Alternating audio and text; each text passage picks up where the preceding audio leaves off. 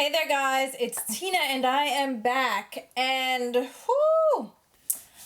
Oh my god, alright, so this is going to be, I wanted to call this a chair chat because I'm in my chair, but that absolutely makes no sense and it's not as catchy as car chat.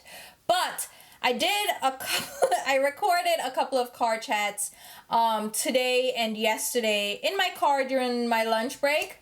And it was all about what's going on in the beauty community and all this drama and stuff. So I filmed this video a few times and I've kind of vented and let things out and I've said things that I wanted to say.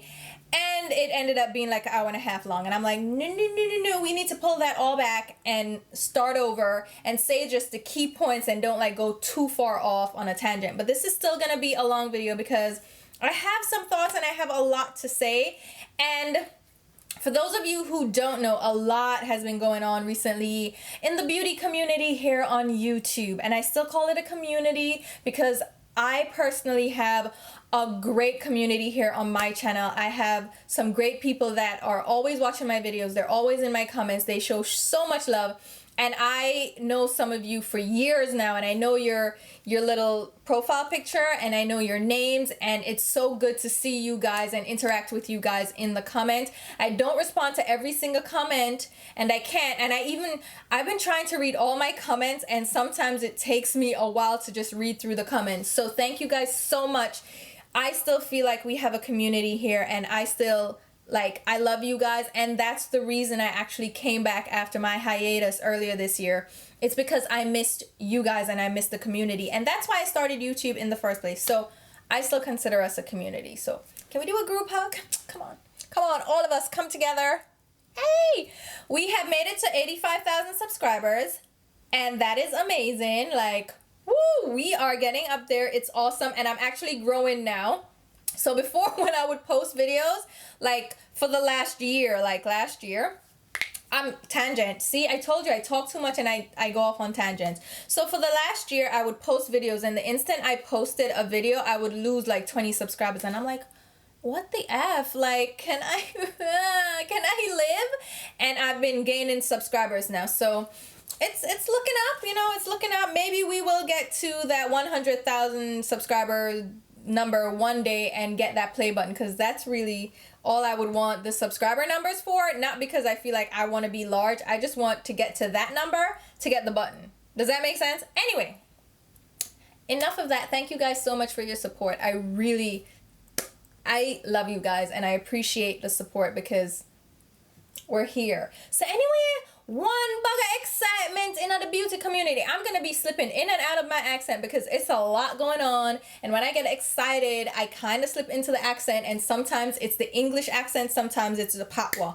Anyway, one piece of mix up and excitement in the beauty community.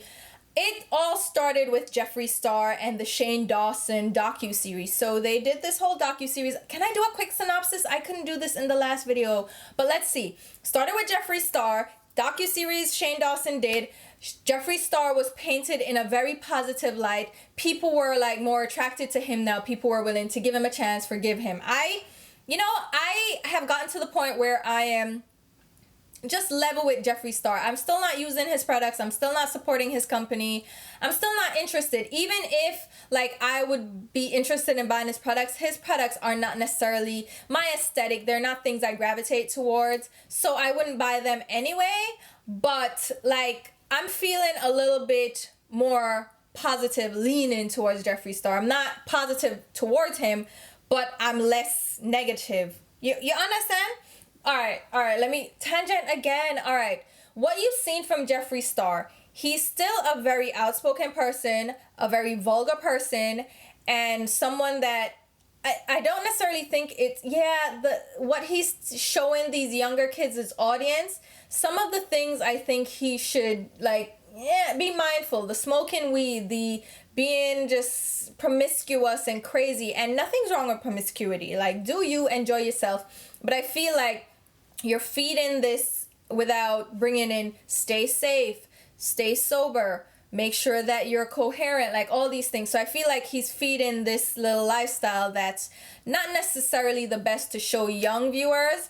And he's at a place in his life where he's an adult, and he has all this money to back him up. He doesn't have to worry about having a job and a career and going to school and all this stuff. So he can do certain things that the average Joe Schmo can't do. And I feel like he's almost given this impression that you can do all the things that he does and still be successful, but not like given the underline, hey, not everybody can do this. Anyway, that's why I'm like, and plus he's very argumentative. He attacks people. He's very, I don't like that cattiness part of it, but I do see that from what I've seen and what I've heard, he seems to be a very good friend.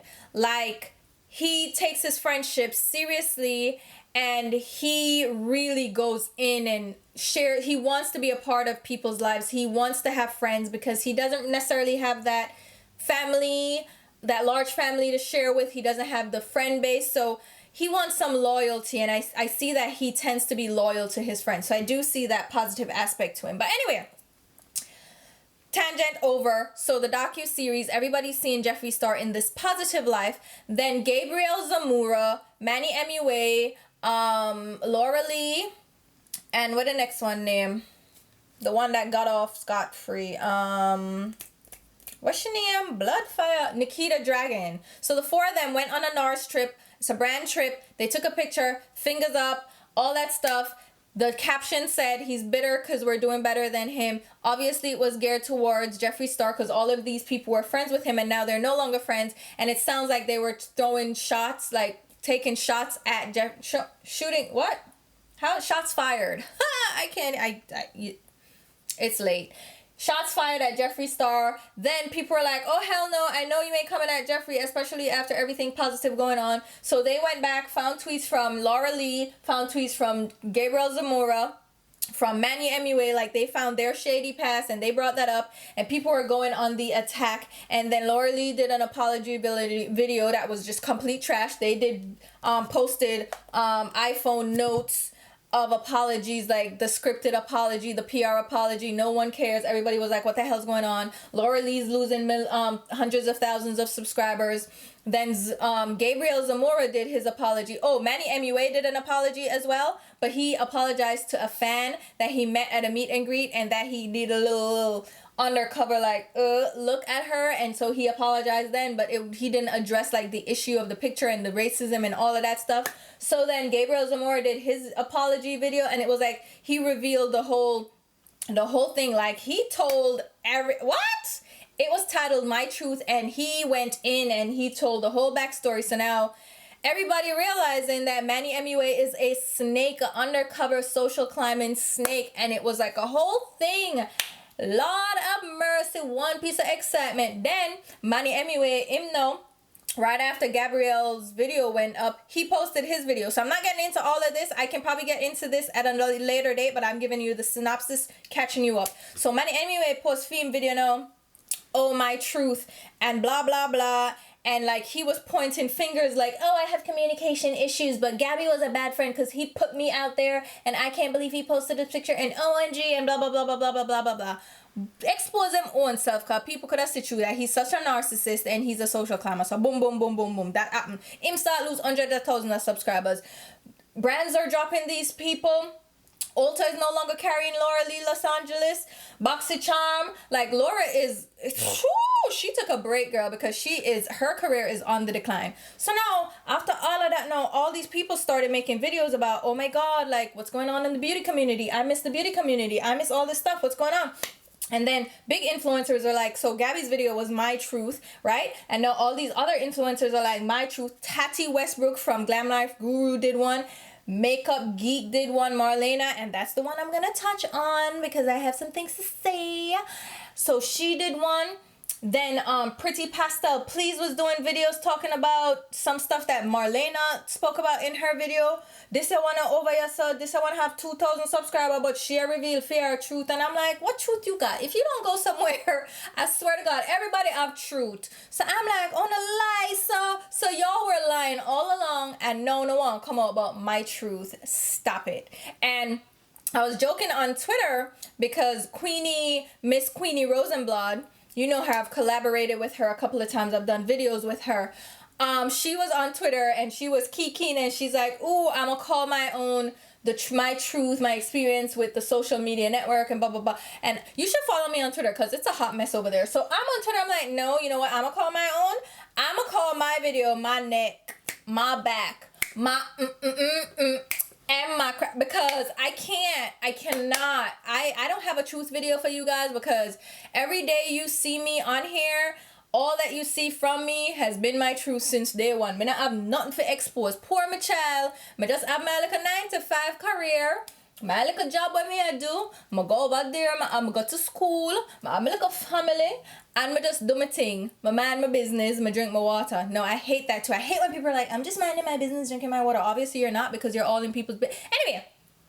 That's is neither here nor there. Please do not watch this in 2 times speed, because I am blazing through this, because I learned from the last video that I talk way too much and I end up with an hour-long video to edit, and I don't have the energy. So anyway, Marlena's video. Whew, the one I feel personally attacked by.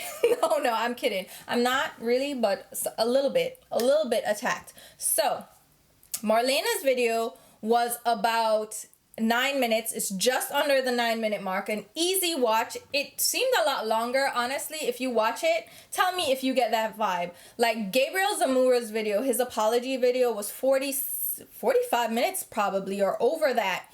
And I watched the entire video, and at no point was I bored. At no point did I want to click off. Like the whole time I was just like, tell me more. It did not seem like 45 minutes. Marlena's video seemed like 45 minutes. I was like, oh Lord, here she go. Now, history. Let me give you my history with Makeup Geek before we get into the video.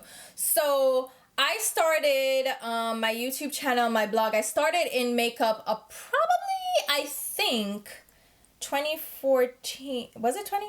What am I talking about? Way back. How long ago? I think 8 to 10 years ago now. I'm thinking around that time, because I started late in makeup. So in my mid to late 20s, or like, you know, mid-ish 20s, I started in makeup, and I started on the makeup forums. So back in the day, you had MySpace and LiveJournal, you had Lipstick Alley, you also had Spectra. So we had makeup forums, and these forums were just people making posts, you know, talking about makeup, talking about new releases, new products they would recommend, their favorite products, and they would also show post looks, and you could see swatches. So if somebody was like, hey, do you have a swatch of this and that shade, can you show them and show like the comparison so I can see if I need to get that shade? So it was all about the love of makeup and sharing makeup and all that stuff. And then of course you would share the looks. Like those are where looks of the day started, and people would show their makeup of the day, and they would show their eyes of the day, and they would tell you what products they use. That's kind of how the influencer thing started, because of course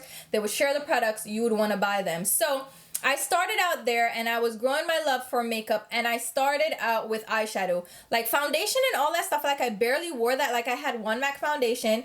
Now I have about 50 foundations. Lord help me. But I had like one foundation, one powder, and that was it. And eyeshadows were my thing. Like I didn't even wear blush or lip color. Like I wore lip gloss and I was done. Like lip balm, what? Hello? So that was my whole shtick, and that's what I did. And Makeup Geek's website back in the day was more of a showcasing looks and more of a forum type of website rather than just her makeup shop right now, which is what it transformed into. So before she had the Makeup Geek forum, and again, we would be on, I'm taking the rings off because I talk too much with my hands. So on that forum, again, you share looks, you share products that are coming up, upcoming collaborations. Marlena was very active. She would do contests and challenges, and she was really interactive with the community. And like I said, I used to post the looks on there, and then I kind of realized that I was posting my looks, I was posting these pictures, I was posting the list of products that I used because people were asking for that. And then I decided, instead of doing that, let's document all this, do my own blog, which is free anywhere. It's on Blogspot. It's still there. And I posted daily looks. Like I would go ham in the mornings and do looks. And I was so into these colorful looks, and I would go bold and crazy at work. Like I don't know how they tolerated me, but people loved it and I loved it. And I had a great time discovering makeup and sharing that love with other people. So I did my blog now, where I posted my looks instead of sharing that on Makeup Geek or Spectra. Here's my blog. You can go check it out, all of that, right? And then I started my YouTube channel shortly after that. And I would show people how I started out with eyebrows because people were like so into my eyebrows, and I'm like, oh, these old things. And I had like the thinnest eyebrows. I don't know where I was going, but I love those thin eyebrows still. Anyway, the point is I started the blog, then I started doing videos because people were like, show us how you do that. And that's kind of how the makeup community started. It's like, I see what you're doing, I like it, I want to learn to do it, tell me how. So boom. Now, I was an up-and-comer. I think I was getting traction because a lot of people were excited to see my looks because I did the colorful, bold looks. And people were following my blog. People were commenting all the time. People were commenting on Makeup Geek. And Makeup Geek, Marlena herself, reached out to me. And she wanted to start this look library, like a gallery where she could show looks and inspirations and share the products, where she could now link you to shop for these products through affiliate links. And she was using these affiliate links, of course, to get her money back for showing your looks. Anyway, she reached out to me and a few other people. I think there were 4 or 5 of us that she reached out to, I guess the popular people that were sharing their looks on the page. And she was like, I want you guys to be a part of this group. Not paid at all. It was just, we love makeup, come together, share your looks. I would love for you guys to share your looks on my look gallery. So we started doing that, and we had different days of the week that each of us would post. So if I was scheduled for Tuesday, then I'd post my look on Tuesday, and I'd send all the, like, I'd upload my stuff, upload all the details. Then behind the scenes, they would add the links to the products and stuff. And to me, it was a win-win because it was exposure for me. People would go to my blog because she'd link my blog, and people would get to know me. I'd get to know people. People left comments and stuff and all that stuff, right? So we were doing that, and in return, as a gift, Marlena sent, I think I got 2 packages from Marlena with makeup. So it wasn't Makeup Geek makeup at this time because Makeup Geek was not really a thing, but she would send us MAC products and products from Sephora. And she also included MAC pigments, like samples and stuff that she sold on her web store. When the web store started out, it was simply for samples of MAC pigments. Remember when MAC pigments were in the large jars? So these big jars of pigment. So what people would do is, you're not going to go through this whole pigment at all. So people would just use 1/4 teaspoons of these, sell them as sample sizes. And that's how Marlena started out. Just so you know, that's how she started out. And she would link to the samples of pigments because I used to use the MAC pigments a lot.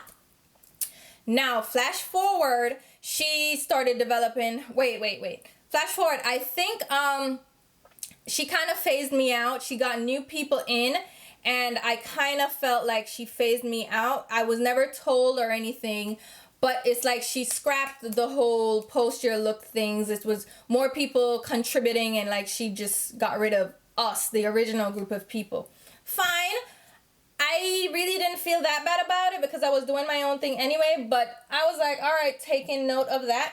So anyway, flash forward, she decided to develop her own makeup line since she saw the popularity of Makeup Geek. She saw an opportunity and she ran with it. And when she started out with $5 eyeshadows, and she marketed them on the backs of MAC eyeshadows. So it was like, all right, come here and get your cheaper alternative to MAC eyeshadows that are still high quality, but they're cheaper and you can get similar shades. And she would even do comparison swatches to MAC eyeshadows. Like Expensive Pink was one of them that she definitely duped.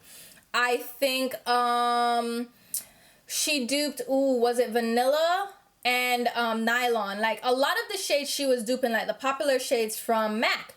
And that's how she got her start, right? And of course, people were excited about this because MAC eyeshadows were $14 a pop at that time, and $14. Now they're $18.50, but $14 at the time. No one wanted to spend on that.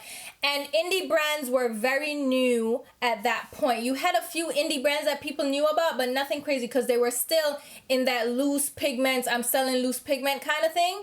And she started doing pressed eyeshadows. So she was kind of innovative in that way. She was kind of trailblazing that way. And that's why she kind of blew up, because now people could buy single eyeshadows in the Pro Pan form and run with it.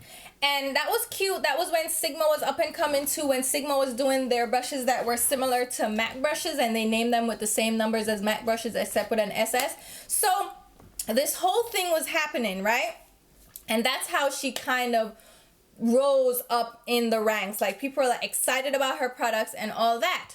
she also had her YouTube channel where she would share her products. Of course, all these large influencers were now up and comers as well. Nikki Tutorials was on Makeup Geek on those forums for a long time. She was 14, she was getting into makeup, she was loving it. And I know Marlena helped her along, probably mentored her along the way.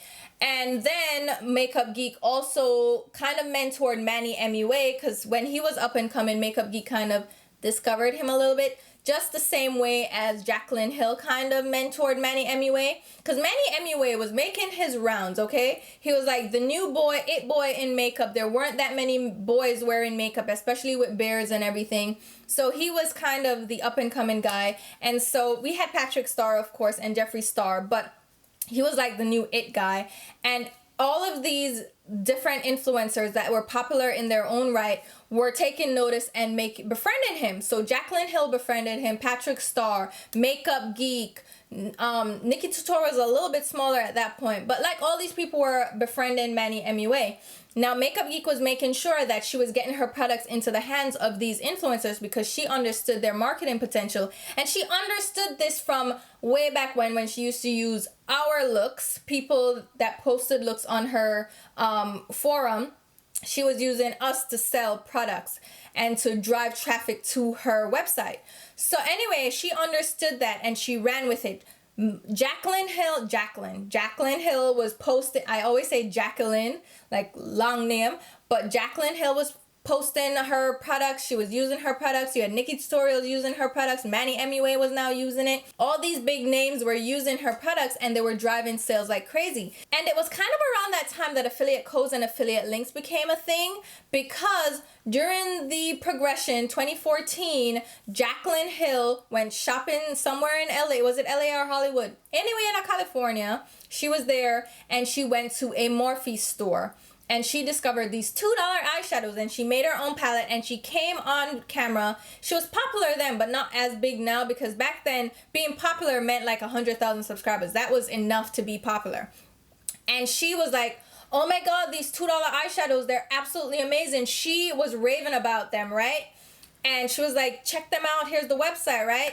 And so the Morphe store like got bombarded with orders and they're like, what's happening? What's happening? Who mentioned us? Lo and behold, Morphe's CEO, what was her face? I don't know her name. I should know it because Jaclyn uses her name so much. I don't know. Linda. So Linda and Jaclyn started this relationship now. And so couple months later, like literally, Jaclyn Hill showed the palette of her eyeshadows that she chose. Linda was like, let's do a Jaclyn Hill's favorite palette. That was the first collaboration with Jaclyn Hill and Morphe. Now before, Jaclyn Hill was doing collaborations and affiliate links and codes with Bellamy Hair. Do you remember that? Bellamy Hair, you had the styling tools. I forget what styling tools they were, but they were doing the styling tools. They were doing the tan, was that tanning thing. And they were also doing, I know Sigma was on board, and something else. Which one was it? It was Love and Tan, right?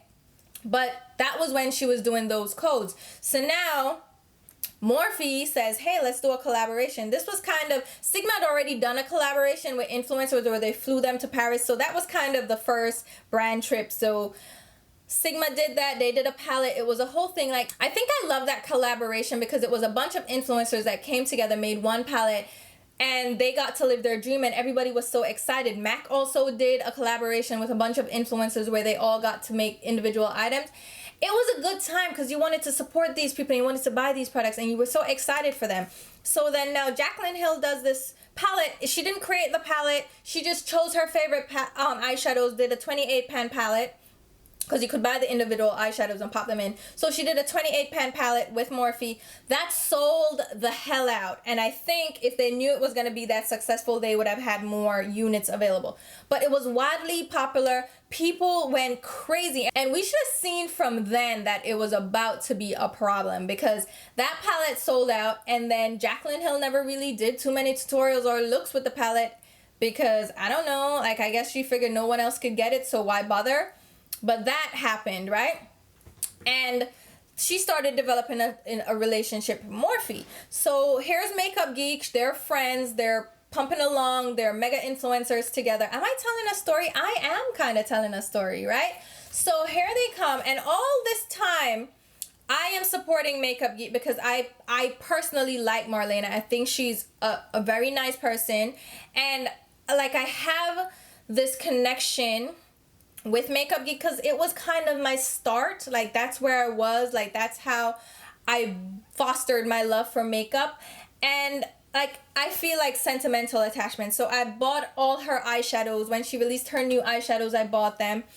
I did full swatch videos of her eyeshadows. And at this point, to me, I am doing swatches. I'm giving you a full review.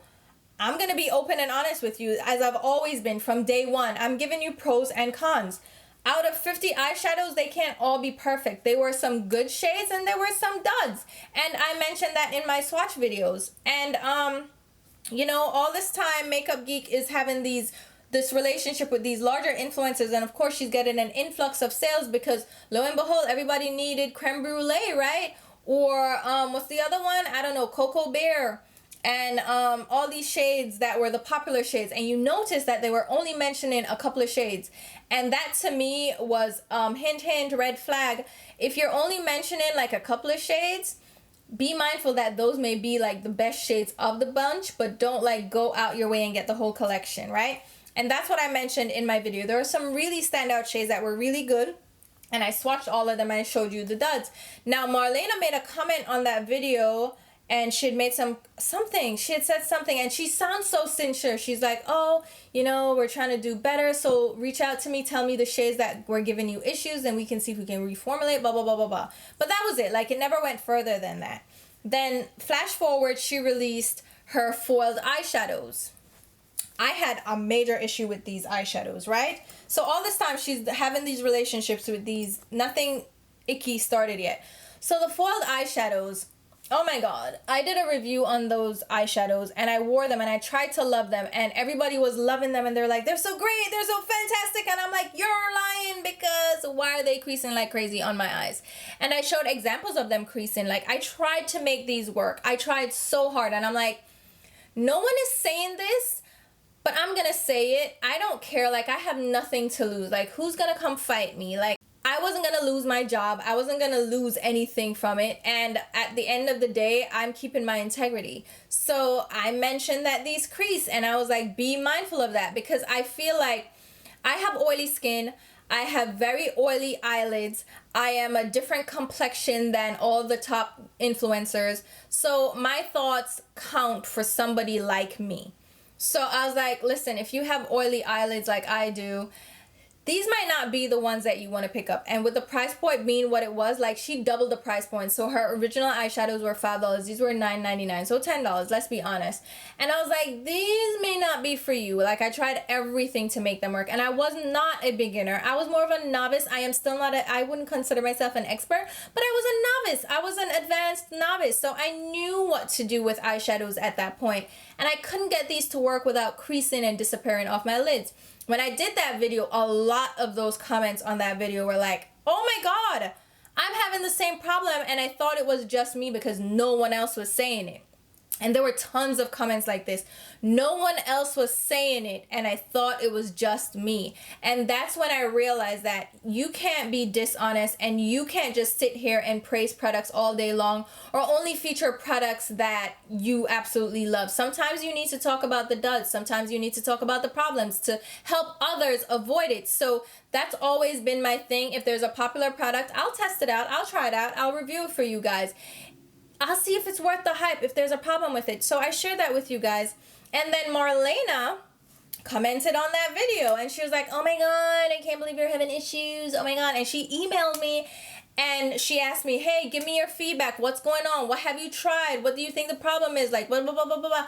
And I went through the brushes I used, the primers I used, the different techniques I tried. I tried dampening my brush. I tried using powder before. I used primer. I did all these different things, right? Then she did a video where I forget like what the video was, but I think she probably released new shades, something she did.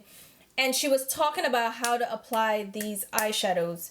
And she said everything that I said to her, and all the tips and tricks that I said to her, and she also updated the website. So the description for the foiled eyeshadows, she updated them to say, hey, these have a high oil content, so use a primer, be mindful of that.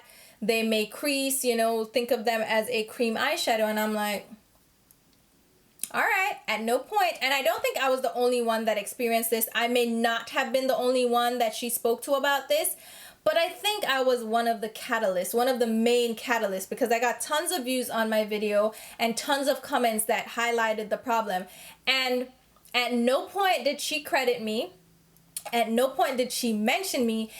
I didn't even receive an email response that said, thank you so much for your feedback. We're updating the website. I didn't know any of this was happening until I saw her video, and I'm like, oh. And I went over to the website and saw the change made. And I would hear Jaclyn Hill and Nikki Tutorials mention when they were using the foiled eyeshadows to use your finger to apply them, because I also showed in my video that finger swatches versus brush swatches, two different things, so don't let nobody lie to you.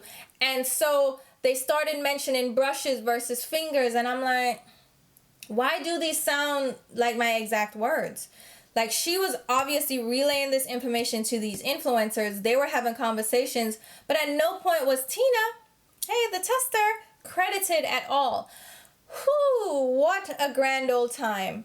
I was like, you know what, maybe you're taking this personally. Maybe it's not really you. Maybe she spoke to other people. Maybe it's not you. So I was like, all right, yeah, you know what? I'm thinking too highly of myself. Perhaps it's not me. So I took a step back. I'm like, I'm going to keep supporting. I don't mind. So she released duochrome pigments. She released duochrome eyeshadows. Also did videos on those. Another problem with those. So the duochrome pigments came in these little jars, plastic jars. And they gave you the sifter separate from the jars. And I'm like, this is incomplete. Why is it a do-it-yourself packaging for pigments that should come complete? So the jars were cracked. Like, the instant I unscrewed them and screwed and put the top back on, the jars cracked. And I'm like, what the hell is this? I didn't even put the sifters in. So when you put the sifters in now, they were a little bit too large. So they cracked the jars even more. And I'm like, what is going on? So I did a video again, and I mentioned the issues, and I'm like, I don't know how I feel about this, because these are hard plastic jars, and I don't know if the cracking of the jars could cause like plastic shards to be in your pigment now, because it's a loose pigment. How would you know that there are sharp pieces in here now? And again, she reached out to me and sent me a full replacement for my pigments. They still cracked. She was like, oh, we improved the packaging, blah, blah, blah, blah, blah. Now the sifters come in there, and again, no credit at all. Nothing, like, I didn't even get a thank you or anything. It was just, oh crap, we see a fault. Somebody bought our products with their own money, reviewed them. I'm taking her advice and changing things, right? Again, I didn't feel like it was just me, so I was like, all right, I guess. But she's reaching out to me and speaking to me, and I'm like, but why? And I don't understand. Then she'd reached out to me, I think on the tail of that, she'd asked me to be a part of her product testing team, right? And they would pay me to help test out their new up-and-coming products. And I think I got 2 products to try out. I got a highlighter, which I was excited about because I love the highlighter formula. I thought it was fantastic. And I did, like, I had to do, like, I filled out a review sheet, and I had to give my thoughts and, like, pros, cons, anything I think could be changed, improved, and stuff. So I did that. And then I also did an under eye orange corrector. That I didn't like. I thought it was too emollient. It definitely creased a lot under my eyes. So I gave that feedback. Those were the only 2 things she ever sent me or asked my input for. And they didn't pay me right away. They were like, oh, you're going to get $100. That's it. $100 per review. And I'm like, you know, okay, no problem. That's nice that you're actually going to give me money for my review. So, they didn't pay me for, I think, a couple of months. And then I was like, oh, how do I get the payment? I don't understand. So I reached out, I emailed, I'm like, I'm not sure how I get payment. Like, what steps do I have to make? Like, do I need to do something? And then the person was like, well, whoever her team was, they were like, oh, what's your PayPal? And they sent me the money through PayPal. And I'm like, I had to ask you for the payment. So what if I didn't ask you? Then what would happen, right? So they sent me the payment, and once they sent me the payment, that was it. I never heard from them again, and I'm like, you offered to pay me. I didn't ask for payment. I was willing to do this just because camaraderie. I grew up with Makeup Geek. Like, you know what I mean? Like, I'm here and they offered to pay me. I never asked for that. And yet they didn't pay me until I asked for it. So I was like, and then after that, I never heard anything again from Makeup Geek. That was it. All right. And so flash forward, she's doing these collaborations with YouTubers. So now she's trying to follow the trend of doing collaboration. So she did a collaboration with Kathleen Light. She did that highlighter palette. I don't know how that went over. Then she did the Manny MUA palette, because Manny now was like a bigger influencer now after he social climbed his way up. And Manny did his palette, and then she was given hints of Jaclyn Hill and her doing a palette. So that was a big exciting thing, because people were like, Jaclyn Hill, yay, love Jaclyn Hill. And this was before the second Jaclyn Morphe palette. Now, that's the palette you probably know as the original Jaclyn Hill Morphe palette. It wasn't really the first collaboration with Morphe, but that was like the official one. So she was talking about this collaboration with Jaclyn Hill, and you heard it happening, and then it fell through.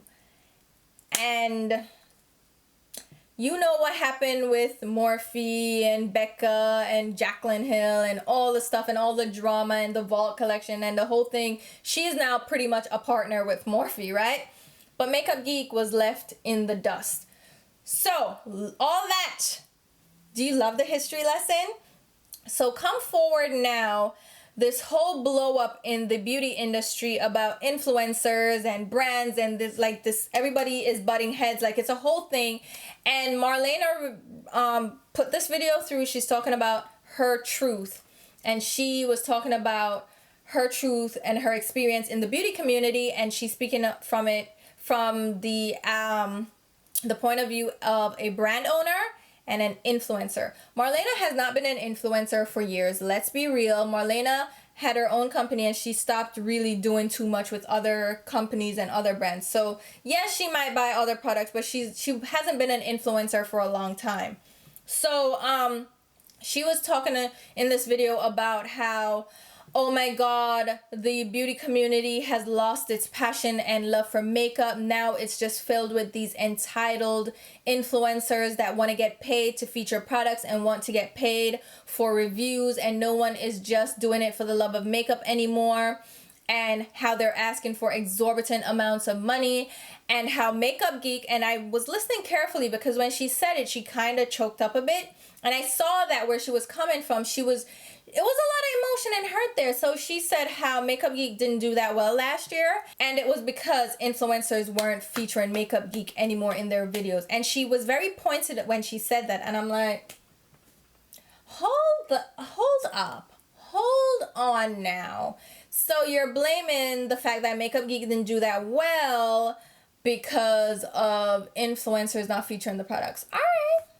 And they're entitled, and how she was getting quotes from influencers for $60,000 for a video or $20,000 for an Instagram post. And as a small business, she couldn't afford to pay those prices.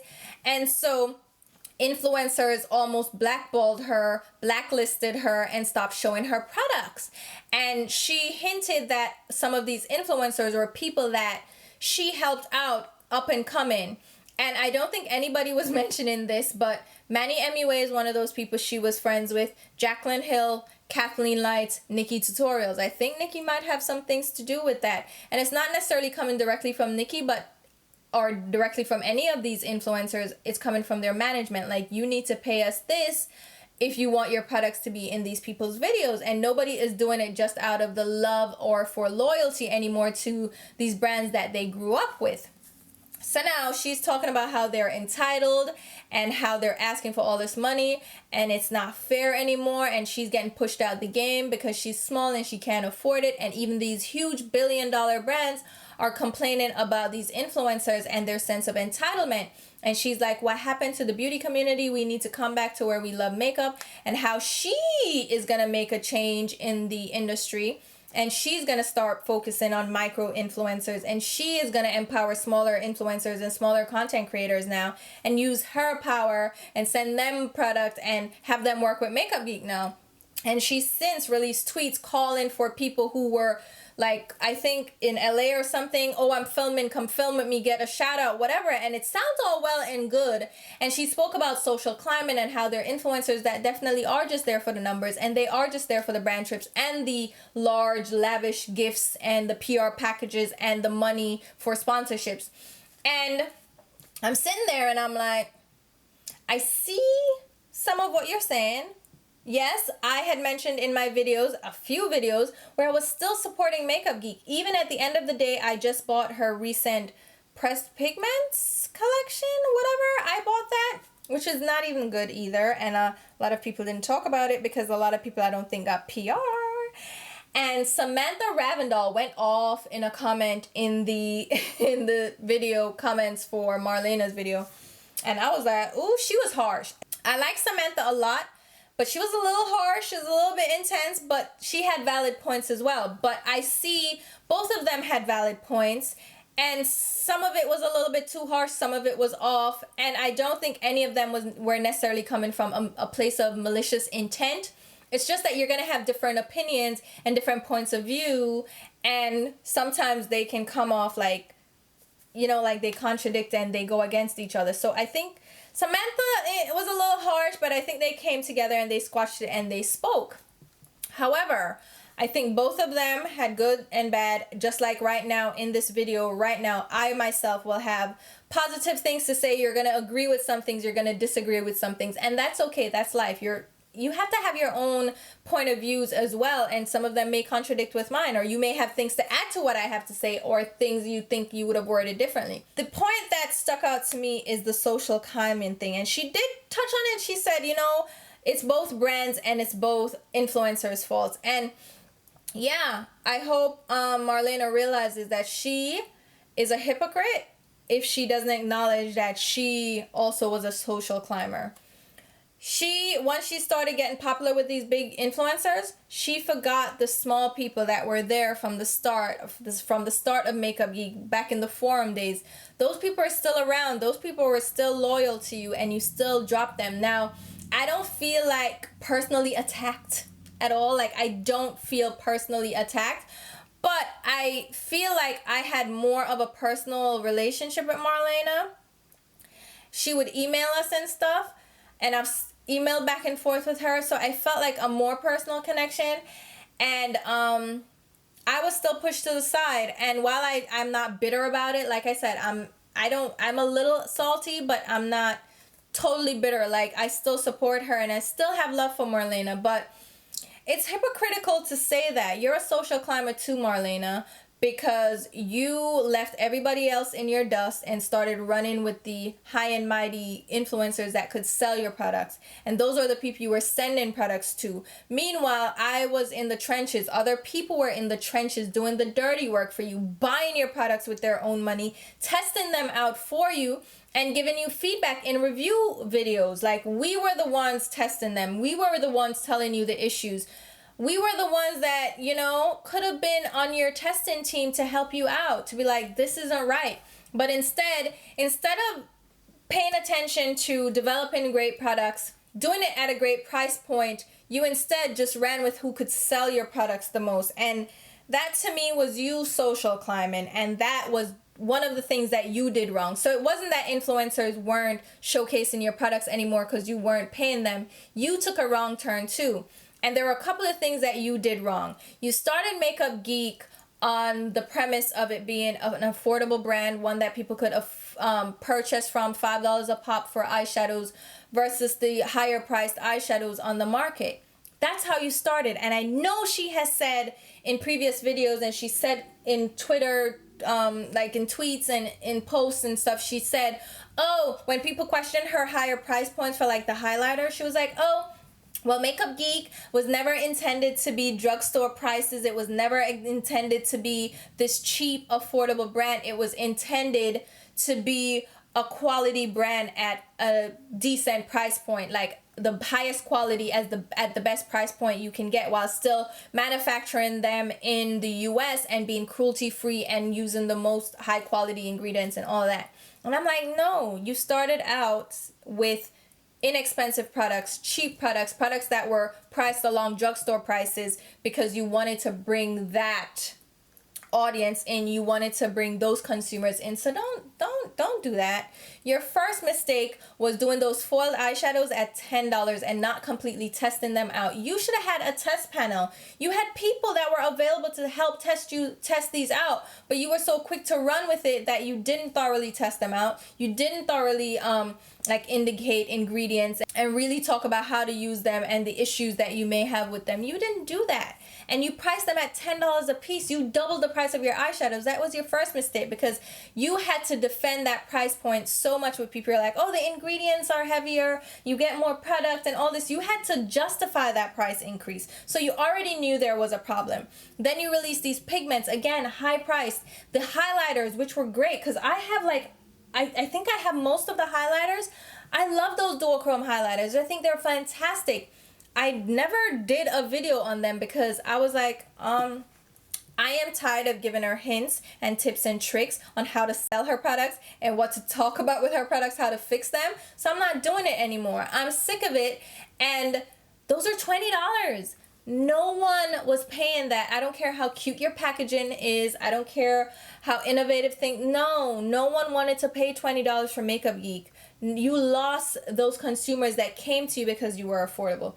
So now you had the price hike, you had these high price products, you were releasing these products, and then you had the trouble with different launches. The one that Samantha brought up was the sparklers. You pushed those out for the holiday with incomplete packaging because you wanted to catch the holiday sales. Not because people were demanding them. No one even knew you were coming out with these. No one even cared. There were glitter eyeshadow, loose eyeshadow. No one cared. And you still pushed them out with the faulty packaging, and you took a hit with those because that was complete trash. You were sending sifters to people to do it yourself again. Like, what is with the DIY packaging? Like, that is trash. So that was a big flop, and they were a mess. They created a mess. Sparkage was the one that really like spoke about those and put those out there like, this is trash. And that's the thing. There were people like those that you could have worked with too in the interim to make better products. And you kept on releasing products that weren't good. So they weren't getting traction. No one was excited about them. It's not because influencers just didn't want to show your products. Your products were not exciting compared to all the competition that you have. And that's another thing that she was like, it's so competitive now. What did you expect? It's a booming business. You thought you were going to be the one indie brand now? You were the one to come to? No. You had to expect this growth, and you have to keep up with the trends, and you have to keep up or you're going to get left behind. I'm sorry, sweetie. That's just the nature of business, especially in this billion-dollar industry. It's probably trillions of dollars now. There is so much money to be made, and people are coming for your neck. And if you're not, you shit or you get off the pot. You step it up or you step up or you step out. Which one? I'm sorry. This roller coaster is not waiting for you. And you have these brands that, yes, they're paying influencers to push their product, and they're sending them on these brand trips that you can't probably send them on. Of course not. You can't afford to pay them this money. But there are companies that are doing that, and you can't fault these influencers for taking advantage of that. Yes, some of them are kind of like just social climbers, and they're just in it for the money at this point. But you also can't fault people for trying to make a living. I mean, yes, some people are unscrupulous, and you're like, people should be better than that. But money, it just talks and bullshit walks. So people are going to take advantage of that. People are going to run with that. I'm sorry. And if there are brands out here that are willing to pay that, they're not asking for these prices because, oh my God, these people are going to pay. No, these are market-driven rates. They're getting paid by like these amounts from other brands, obviously. They're getting kickbacks from other brands, obviously. They're asking for things that they're getting elsewhere. So, sorry, it's the name of the game. But maybe, okay, you can't pay them for those things. You can't send them on these trips, but you can do other things. There are other companies out here that are still getting featured that aren't doing these big things with these influencers. You have ColourPop. ColourPop, I don't even know if ColourPop has ever done a brand trip. I don't know if they pay for posts. They probably do pay for posts, but When they do their releases, they're keeping up with the trends. And ColourPop came and took your spot because they came with their $5 eyeshadows. They've increased prices a little bit, but they came with their $5 eyeshadows, their $5 products, and they've been releasing good products, and they keep releasing products and they're keeping up with the trends, and they're keeping their prices low and affordable because they probably learned from your mistakes, right? They're releasing palettes with 12 eyeshadows in them for $16 and $18. Like, you can't beat it. They're releasing concealers, foundations. Like, they're trying, and they're made in the USA and cruelty free. So what's your excuse now? They're actually pumping it. But guess what? Pumping it. What am I talking about? They're actually going at it. But you know what? I look at Marlena and the prices that she quotes, and she's like, oh, it's too expensive. People are only in it for the money. But yet I look at her and she's in designer clothing. She has all these designer bags. She has $1 million houses. She is flying all over this place, taking these lavish vacations. I don't know that they're lavish like that, but she's taking vacations. She's flying everywhere. She took a makeup course in France for a month or 2 months. She paid for that. Like, she paid to live in France. Like, who can just do that? So she's living off her earnings from Makeup Geek, and she's making millions. She made, what was that top something? She made like a list of these up and coming companies. So she was making bank, but she didn't invest it correctly. Like, look at Jeffree Star. Not for nothing, Jeffree Star is a great business model. He invested his money. He's like, all right, I'm going to make this profit and I'm going to put it into the investments all over the place. And he's ran with his brand, and he's still involved, and he's still putting out products, and he's still putting out YouTube content. Marlena pretty much dropped the ball on everything, and then she's out here trying to blame influencers for not featuring her products. No, you dropped the ball. You're not keeping up. You didn't hire the right people for your team, your marketing team, your development team. You don't have the right people behind you, and you yourself, you're not a good marketing person. Like, you don't know marketing. You're not good at it. Product development, you're not great at it. Just because you love makeup doesn't mean you're going to be great at business, and it doesn't mean you're going to be great at developing products and guessing trends and stuff. There are other companies that are doing it better than you, and accept that, and it's okay. And the fact that you are trying to say that now you're going to work with micro influencers, please, people, do not let her take advantage of you like that. Please don't do that. Don't let any of these brands take advantage of you, because they're going to say, oh, we're going to give you exposure. No, pay me. You would have paid these larger influencers, so now pay me. You can pay me a lower rate, but still pay me for my time and effort. They're going to put hours into things. They're going to showcase your products. They're going to share it with their audience. They're going to push your products. Pay them for their time. Where's your advertising budget? Where's your marketing budget? Pay these people. Do not just take them under your wing under the guise of working with micro influencers and giving people a chance and giving people a platform. Don't do that. Don't do that because you can't pay these larger influencers. And influencers, don't let her take advantage of you guys like that. It's not fair. You should also earn a wage. You should also earn a living for promoting her products. It's not right. And I don't like how it came off. I don't like it. Sounds so sincere and genuine, but don't get used. Take my advice. I was used. I didn't see any returns, and she dropped me like a hot potato. And the thing I think that really hurt me was that she was going to do a series called, she was like, oh, on Snapchat, she was like, oh, I'm always vlogging and I'm always snapping from the car. So I think I'm going to start a new series called Car Chats. And I'm like, I felt some type of way. I'm like, how is Marlena going to do car chats when it's not my, like, I didn't come up with it. Let's be honest. Other people do car chats and they title them car chats, but that was my thing. And why I felt like it was why I said it was because she was subscribed to my channel. She was following me all this time. So I was like, oh, she saw my car chats, so wouldn't she be like, oh, Tina does car chats? And then she was like, oh, I haven't followed you in a long time. I stopped following you a long time ago. So whatevs. And I'm like, all right, fair enough. I am not big enough for you to follow me anymore. So, all right. But that's what she does. She climbs too. She social climbs, and then she cuts people off. And I honestly, she reaches out to people. She's very good about that.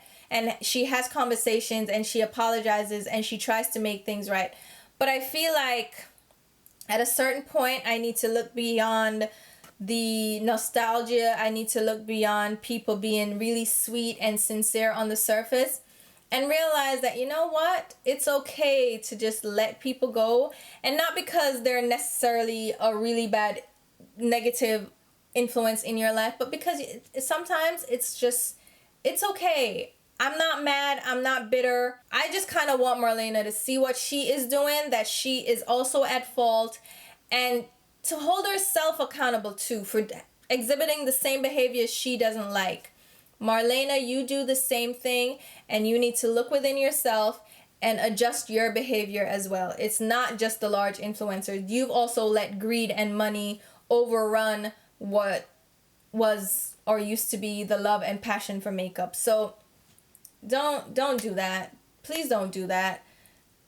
That's all I had to say, which it sounds funny. Like, that's all I had to say. Like, is this an hour long yet? Like, it's gotta be like at least 45 minutes.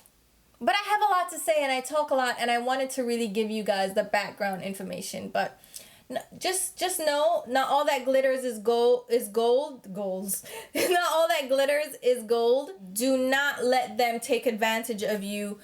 Do not see this new change. Oh, we're going to change the beauty community. There might be ulterior motives there. Be mindful of that. People seem sincere, but just check it. Really think about things. See what's going on. And I think a lot's going to come to light, not only for the current influencers that we've seen, not for Marlena, not for the current brands that we've been hearing about, but just a lot has been going on in the beauty community. So this is not my truth.